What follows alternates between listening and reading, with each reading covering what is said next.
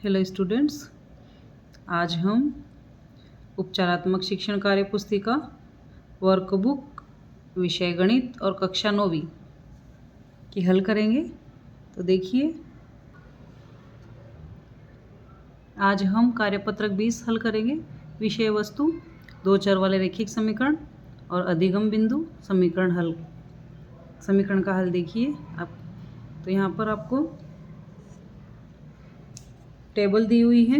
निम्नलिखित सारणी के अंतिम स्तंभ को पूरा कीजिए। जो आपका जो लास्ट वाला जो स्तंभ है, इसको कॉलम है, ये जो दिया हुआ है, इसको पूर्ण करना है। तो यहाँ लिखा हुआ है कि बताइए कि समीकरण संतुष्ट होती है या नहीं। हाँ या नहीं में जवाब देना है। तो इसके लिए हमें पहले हल करना पड़ेगा। उसका हल देखेंगे, हल से पता चलेगा। जैसे यहाँ पे आपका पहला समीकरण हल कर रखा है। ये पहला समीकरण है। यहाँ x - 7 बराबर 1 दिया हुआ है समीकरण, और चर का मान है यहाँ पर आपको x बराबर 7 रखेंगे हम इस समीकरण में। तो यहाँ 7 रख दिया है ना। x का मान क्या रख दिया, 7 - 7 बराबर 1। 7 में से 7 घटेगा तो 0 आ जाएगा। तो ये 1 के बराबर नहीं आया। जो भी मान आया वो 1 के बराबर आता तो ये संतुष्ट करता।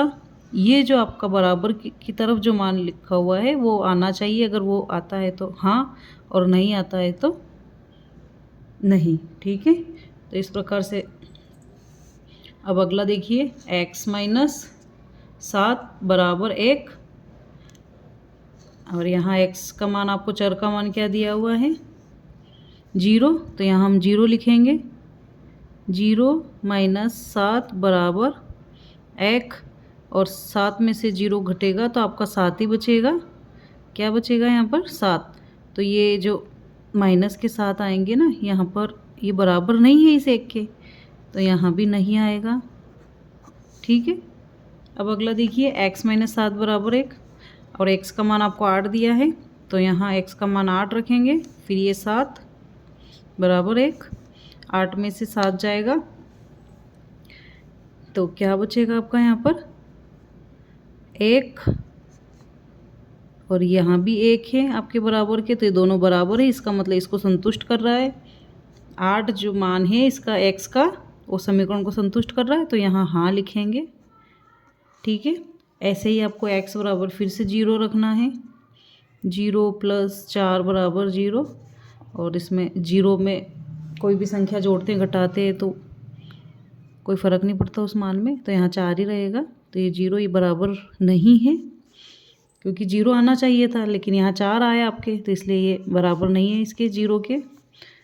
इसीलिए यहाँ पर संतुष्ट नहीं करेगा इस समीकरण को। ठीक है, अब यहाँ पर x बराबर -4 दिया है, समीकरण में रख देंगे x का मान।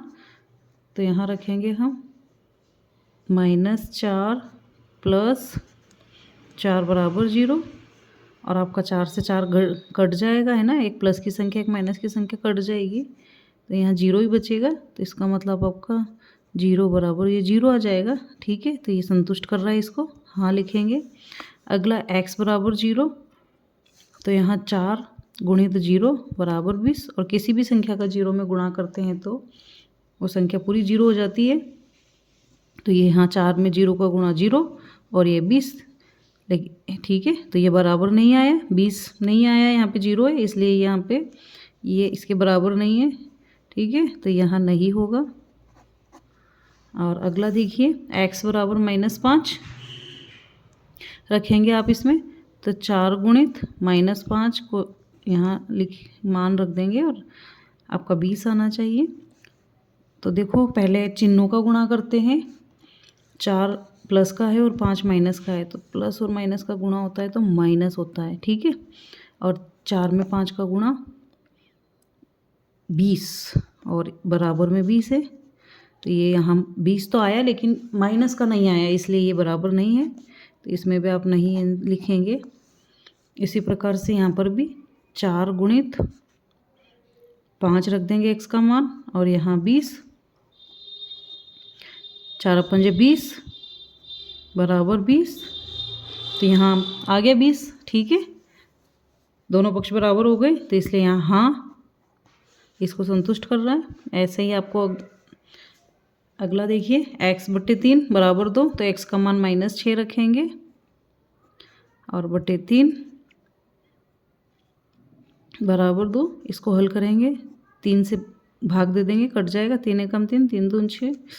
ठीक है, -2 आएगा, -2 बराबर 2, तो यहाँ पर भी माइनस का डिफरेंस आ रहा है, इसलिए ये इसके बराबर नहीं है, यहाँ भी नहीं होगा। और अगला देखिए, x का मान 0 रखेंगे, 0/3 बराबर 2, तो 0/3 मतलब 0 ही होगा, यहाँ पर भाग देंगे तब भी, तो ये आपका 2 बराबर नहीं है, इसलिए यहाँ नहीं।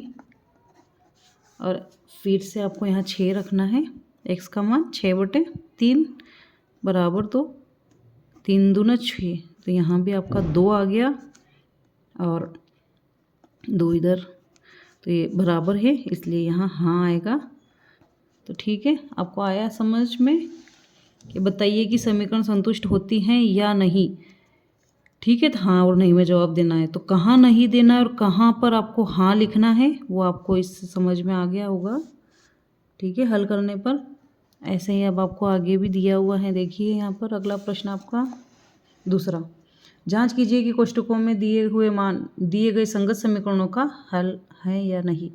ठीक है, तो इसमें आपका जो कोष्ठक में मान दिया हुआ है, यहाँ पर भी वही आपको देखना है जैसा हमने अभी ऊपर टेबल में किया था, यहाँ पे इस टाइप से। तो ये जो कोष्ठक में दिया है ये मान, इसको संगत समीकरणों का हल है कि नहीं है, हाँ नहीं में जवाब देना है इसको भी। तो यहाँ पर 1 रखेंगे और 5 और 1 6 हो जाएंगे, तो यहाँ तो 19 आ रहा है और इधर 6, तो यहाँ आप इसको एक बार रफ कार्य में कर लीजिएगा। ठीक है, यहाँ नहीं आंसर देना है हमें। ठीक है, आप रफ कार्य लेके कॉपी लेके बैठें साथ में। यहाँ पर 2 दिया है n का मान और 2 यहाँ रखेंगे, तो 7 दूनी 14 हो जाएगा, और 14 और 5 कितने होते हैं 19, तो आपका 19 आ रहा है, यहाँ पे भी 19 आ रहा है और इधर भी इसका हल भी 19 आ रहा है, दोनों पक्ष बराबर हो गए आपके, तो यहाँ हाँ। ठीक है, ये 19 आ गया। ठीक है, इस प्रकार से हमने हाँ लिख दिया। अब यहाँ पर भी आप कुछ 4 मान रखेंगे, तो देखिए 4 और 4 16 हो जाएंगे, 4 चौक 16, और 16 में से फिर 3 घटेंगे तो आपका क्या बचेगा 13, तो यहाँ भी 13 है, इसलिए यहाँ पे हम हाँ आएगा। और अगला भी देखिए, इसमें 7n + 5 बराबर 19, तो n का मान यहाँ पर 3 दिया हुआ है, तो 7 या 21, और 21 और 5 जुड़ेगा तो कितना हो जाएगा 26, तो यहाँ 26 नहीं होगा क्योंकि 19 आना चाहिए। इसी प्रकार से 3 है, यहाँ पे भी देखिए 3 -3 रखेंगे तो 4 × 12 -12 और -3 कितने हो जाते हैं -15, तो इसलिए यहाँ पर भी नहीं होगा। और इसी प्रकार यहाँ पे भी देखिए x बराबर 0, यहाँ 0 रखेंगे तो ये पूरा पद 0 हो जाएगा आपका, केवल -3 बचेगा, और यहाँ 13 है तो यहाँ भी नहीं होगा। ठीक है, तो इस प्रकार से आपको पता करना है कि ये समीकरण के हल हैं या नहीं है। हल हैं तो वो जो दोनों पक्ष बराबर हो जाना चाहिए, तब तो आपका हाँ होगा, और अगर नहीं होता है तो नहीं। ठीक है, जो यहाँ पर दिया हुआ है। ठीक है।